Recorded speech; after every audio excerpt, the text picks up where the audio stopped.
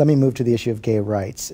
When you ran for senator in 1994, you supported the Don't Ask, Don't Tell policy on gays in the military as what you called it a first step that will ultimately lead to gays and lesbians being able to serve openly and honestly in our nation's military.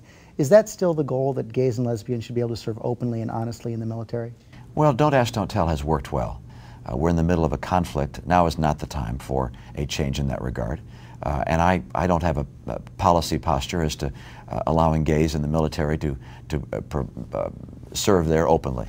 But I can tell you that I'm against discrimination against people who are gay and lesbian. I don't understand that you don't have a policy posture. Before you thought that they should be able to. I'm not in favor of changing it. I'm in favor of leaving it as it is. That current policy labels homosexuality as a defect. Is that what you believe? You know, I'm not going to suggest that I'm in any way a psychologist. That's a decision a psychologist would have to tell you, and I'm not going to weigh in on that. What I can tell you is I oppose discrimination on the basis of race, gender, but also sexual preference. You've also I'm not in favor of discrimination in that regard, but I do favor and have always favored traditional marriage and oppose same-sex marriages. At the national level, we should define marriage as a relationship between a man and a woman. And this isn't about adult rights. A lot of people get confused that gay marriage is about treating gay people the same as treating heterosexual people. And that's not the issue involved here. This is about the development and nurturing of children. Marriage is primarily an institution to help develop children.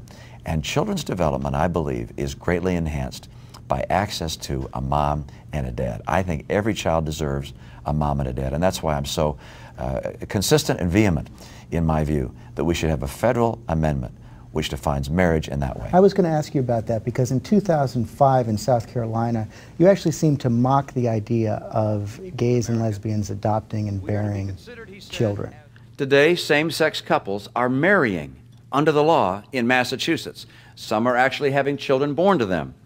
We've been asked to change their birth certificates, to remove the phrase mother and father and replace it with parent A and parent B. It's not right on paper.